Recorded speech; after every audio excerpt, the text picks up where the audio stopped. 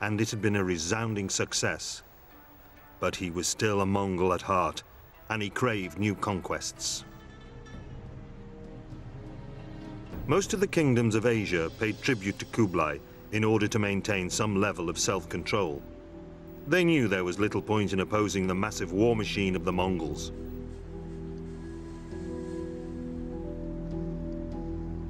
But Kublai still felt there was one thorn in his side: Japan.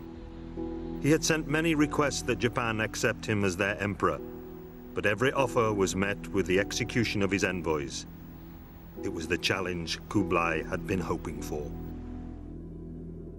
He enlisted the reluctant Koreans to crew the sunk ships he had captured and mounted his first invasion of Japan in 1274.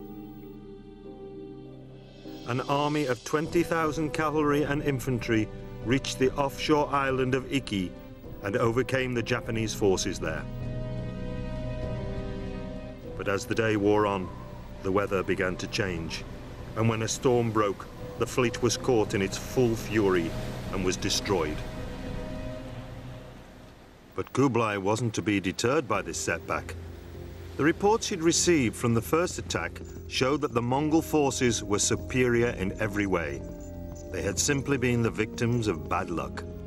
So a second invasion was launched in 1281 with a two-pronged attack from North and South China.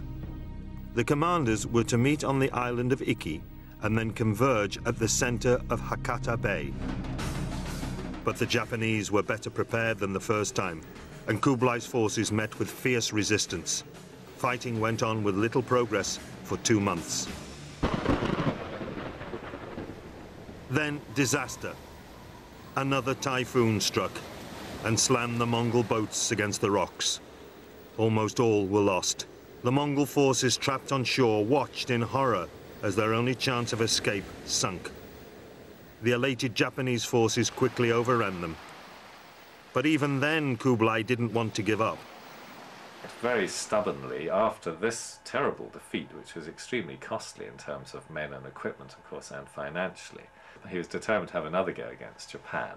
But fortunately, on this occasion, he was just so completely put off it by the advisors and the other military people in the government that it was called off. But I think that shows that maybe his judgment wasn't so good, and it shows that perhaps he was rather anxious to fulfill the ideal image of a great Mongol ruler still, which is very much of the conquering hero, the conquering military chief. And of course they were running out of neighbours to conquer. But after this second defeat and the advice he was given, Kublai decided to abandon his military campaigns, and he began to get more and more involved in the decadent pleasures of court life. On feast days, 6,000 people could be fed in a single sitting at his palace in Tartu. But then, in 1281, tragedy struck.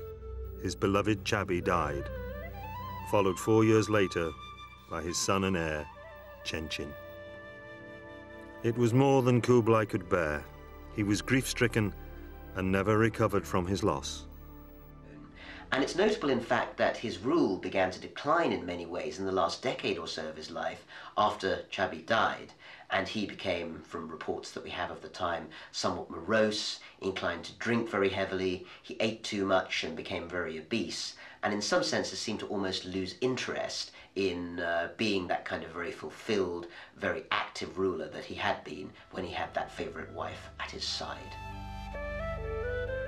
But by this time, he hadn't only lost his wife. The trusted advisors that he had gathered around him long ago had also died of old age.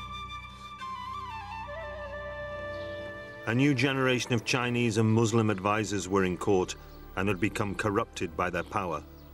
But Kublai was increasingly preoccupied with pleasure, leaving the bulk of minor decisions to his court.